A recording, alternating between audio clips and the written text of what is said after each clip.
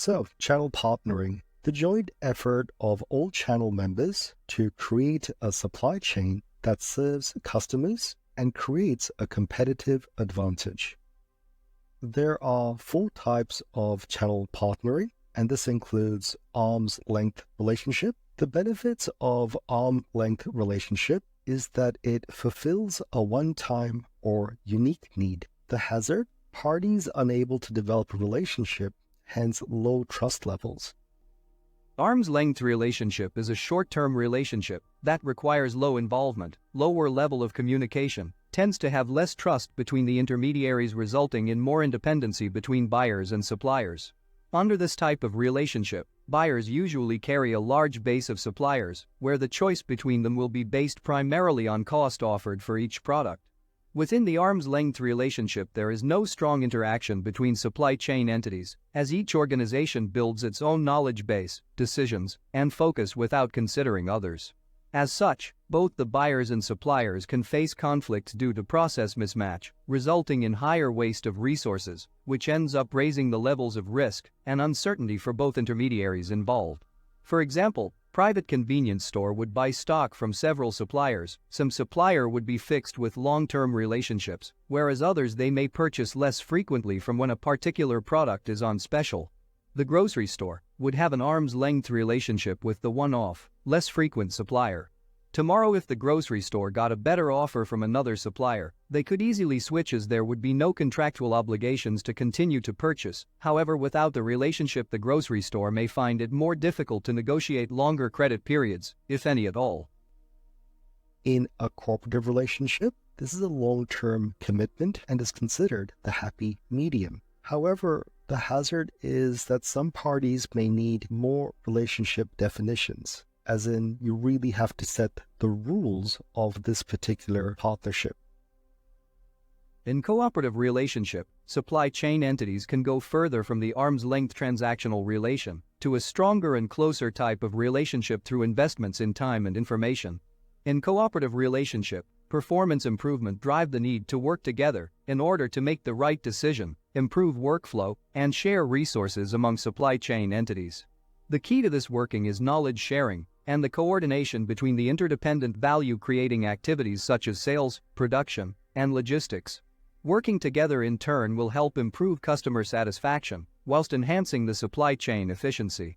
Interorganizational coordination is a comprehensive term that helps both buyers and suppliers through collective searching, analyzing, and performing supply chain practices to consequently enhance their collective capabilities. It also allows organizations to access various resources and share information, which will consequently reduces the uncertainty, enhances the visibility of work done or flow of products, and improves the overall supply chain performance. Buyers will tend to relatively reduce their suppliers' base and select only few qualified ones to work with, as this would result in more frequent communication, better information exchange, and a higher degree of trust between buyers and suppliers. For example, Windows and Intel established a Wintel partnership to break away from the pack of competitors in the early days of the PC era. The partnership cemented their respective leadership dominance in each of their industries and assured mutual benefits for both organizations for decades. Integrated relationship basically means the terms of agreement, the way we do business, the way we work together, the boundaries of where my business ends and your business begins are clearly defined. However, the hazard is that it requires a high capital investment, meaning we really need to put the time and money to establish this and set this up the right way. And any failure could affect every channel member. In integrated relationship, organizations engage in interorganizational collaboration by integrating functions, departments, and activities to form a single coordinated process. The integration of the buyers and suppliers' processes would result in supply chain uniqueness, creativity, and potentially long-term success. Building collaborative buyer-supplier relationships in the form of integration requires a high degree of trust, commitment, and information sharing. The better the supply chain integration is, the more efficient and effective the supply chain becomes. Integrated relationship requires communication and trust between the interrelated firms in order to synchronize information and materials flow within the supply chain. Sharing information among the upstream business such as producer and downstream business such as the retailer is the main driver towards vertical integration. Strong commitment amongst all the members is required, as this is a time-consuming process, and it's important to ensure that information is not only shared in a timely manner, but can be accessibility among supply chain members who need it. For example, large grocery stores can provide access of their inventory and demand forecast to their key suppliers.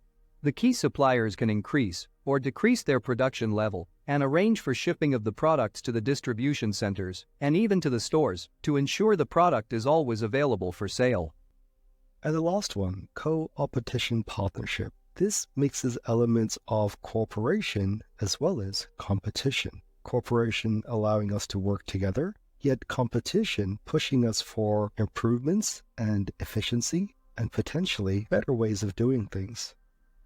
However, the hazard has got to be the competition between the different partners. Co-opetition relationship combines competition and cooperation into one idea.